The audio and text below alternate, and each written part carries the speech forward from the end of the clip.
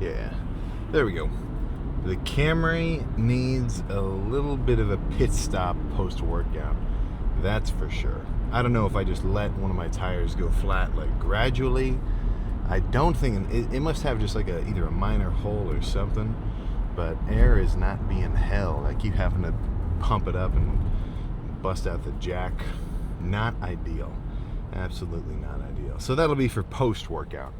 So I'll worry about that after. Typically good advice, save your problems for after you've had a pump. I'm not saying this is a 100% guarantee, but I think it's much more likely you'll kind of enjoy dealing with them more, knowing, yeah, I got my chest going earlier, you know. So that's the plan for today. I'm gonna go hit Anytime because that's kind of close to the tire center.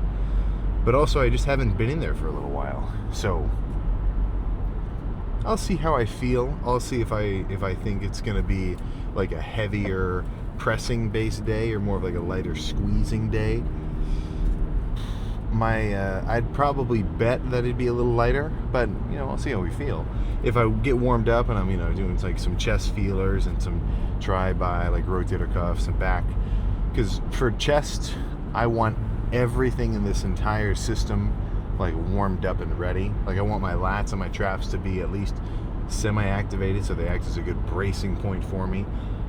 Same thing with my rotator cuffs. Probably rotator cuffs especially, because as much as the force of a press is being, you know, put into your pecs, your shoulder joint is like the fulcrum where all that force is balled up into. So the last thing I want to do is like get it all crunchy and just freaking mangled, right? Like I don't want a labrum surgery in my future. So I'll just keep an eye on that during the warm up. I feel pretty good, and ever since I started really focusing on a rotator cuff warm up in the beginning of a chest day, I mean, I haven't had any freaking problems, you know. So I'd highly recommend it. I'm talking just grab the 10s, do some kind of rotations like this, a little bit of front raises, a little bit of rear delt raises, just get everything in here moving. I have yet to regret it. That is for freaking sure. Like sometimes I want to just jump straight into it, you know. Triceps, I grab a light, you know, rope extension, 120 pounds. You might not even need a warm-up set for that. You can just jump straight into a light squeezing burning set. But with chest, since it just has so much going on, I do take my time. Chest is probably my most cautious lift, and also just from experience because of how many times I've tweaked both sides of them, and then subsequently how much it sucks to have to, you know, worry about what arm you're going to use to push a door open because the other pec is like a little bit tender still from the lift before. And then 45 minutes on the seated bike. Intensity, moderate. Just, I'm talking heart rate, 130. Really not too crazy. Like that's still have a conversation level difficulty. You know, I'm not sitting here doing sprints, but it does add up, right? That energy burning does add up. 45 minutes, 45, 45, 45, 45, right? And that's definitely helping the lipolysis situation, the fat burning situation. So, I think nothing else to say. Let's try to enjoy this. I don't want to say bleak because the sun's shining, but it's kind of a little bit dreary out with no snow. Snow kind of ties it all together every December. But either way, let's get started.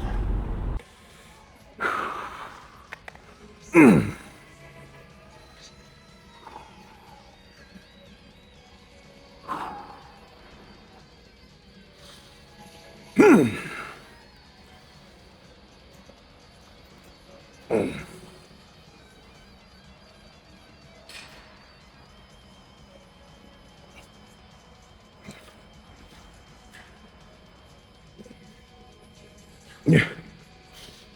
Yeah. Yeah. Come on.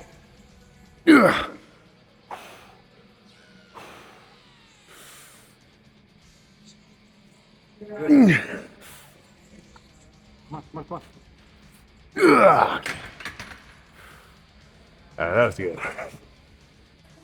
This will be good next.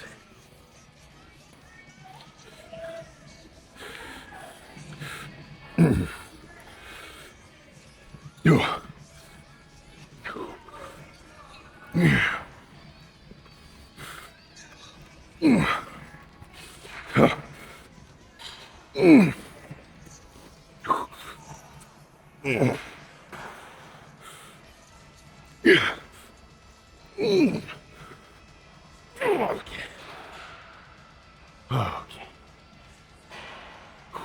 One more hours.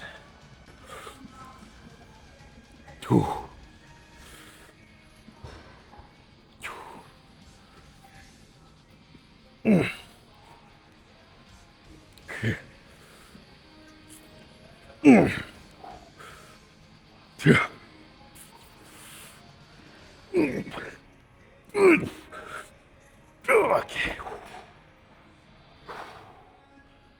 All right. Let's move on to something else.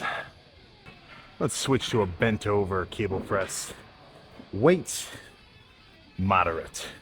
Light enough I can squeeze it, but heavy enough I'm still gonna feel it. Which is kind of, I mean, definitely not a bad rule for any kind of set.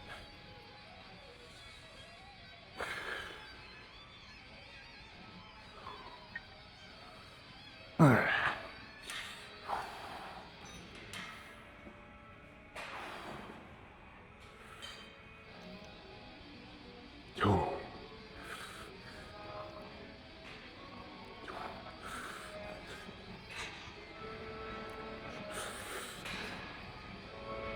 Yeah.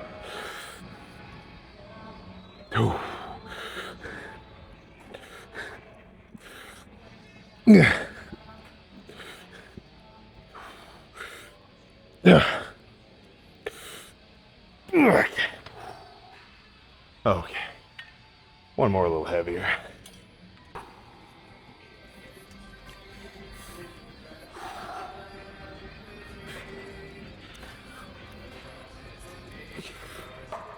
Yeah.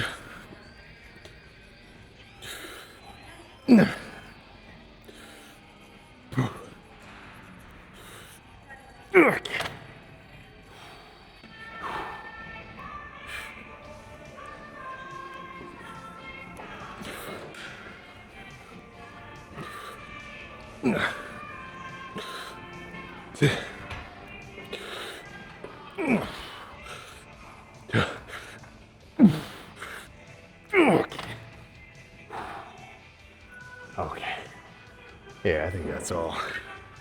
Let's post down. All right, yeah, there we go. So, pumped. I did a little like finisher cable press, just as like a little extra something or other. 5 reps on one side, 5 on the other. Just, just for a little something. But let's see how we're looking after, what was that? 1 hefty set of incline bench, 2 sets of moderately heavy machine press, 2 bent over cable presses, or is that 3? Yeah, 3 bent over cable presses, and then a little something at the end. I mean, volume wise, that's kind of about exactly what I'd freaking expect. But let's, yeah, there we go. Now we're cooking. So definitely on the lighter side. And I feel like I'm kind of gonna start breaking into this pattern of a heavier day, and then the next lift being a little bit lighter, kind of just, not like to counteract anything, but just, to keep me from going overboard. Like if I do super heavy bench for a few sets every chest day like that, it's gonna add up. My shoulders are gonna get freaking, just whatever. Like that's not what I want. I want to be able to come in, get a pump, not tweak anything, leave and repeat, So let's run through some of these and see how we're looking. I haven't been in this exact lighting spot for a little while.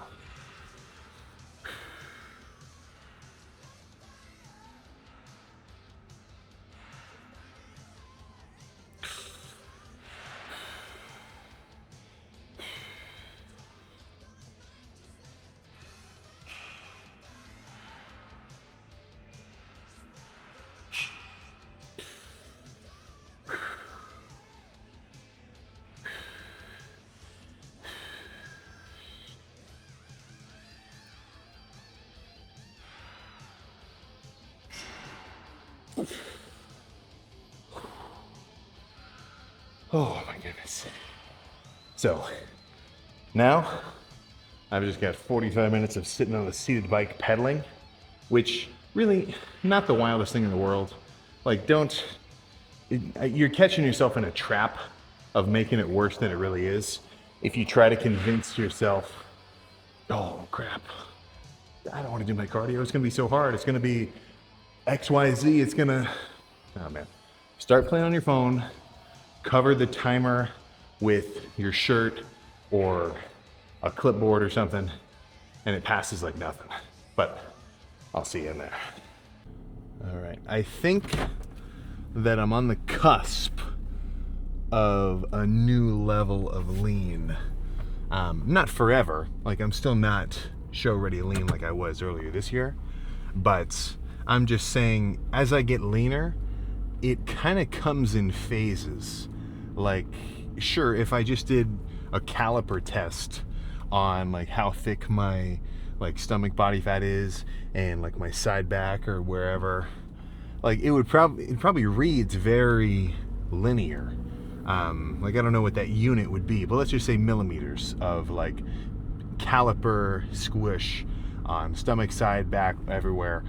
I think it would go down pretty steadily, like pretty much 1-to-1 correlated with my overall just weight on the scale. But visually is a little bit of a different situation. You know, that's when all the bodybuilder kind of guys are going to say it's not just about the scale, it's how you look. You know, it's how you're actually kind of just unveiling everything that's underneath that body fat. So I notice probably every like 4 or 5 pounds that I drop down is usually like kind of a new level of like, whoa, a new level of just a little something. So I think we're getting there. Because even though I'm a little bit lighter than like 2 weeks ago, I think I'm just about to kind of get a little freakier. And maybe it's just because I'm always like viewing myself from just the same pose downs. So every time I, check out myself with a chest pump, it's 4 days later from the last time. So I can notice lift to lift, at least if it's the same body part. But day to day, the fluctuation's too minuscule to see. Like I don't wake up and think, holy crap, whoa, I'm 4 times as lean as yesterday. If anything, I'd be more likely to maybe think like, oh fuck, man, I felt leaner yesterday. Like let's say I woke up and I was just holding a bunch of water. Maybe I had a ton of food at like later in the day. So I still stayed in my deficit, but maybe I had like a really big dinner because I saved food for later. Then I might wake up a little, just little nitpicky things.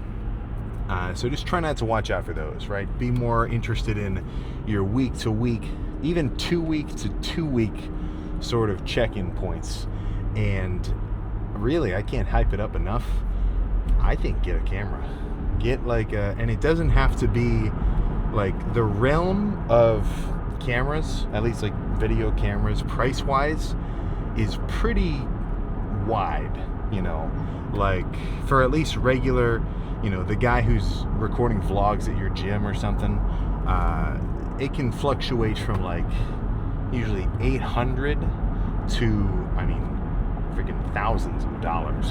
Now, if I just wanted the camera for me to like see myself posing, well, I wouldn't need anything crazy fancy, So if I had to give a recommendation, for one, you can also maybe make use of a return policy.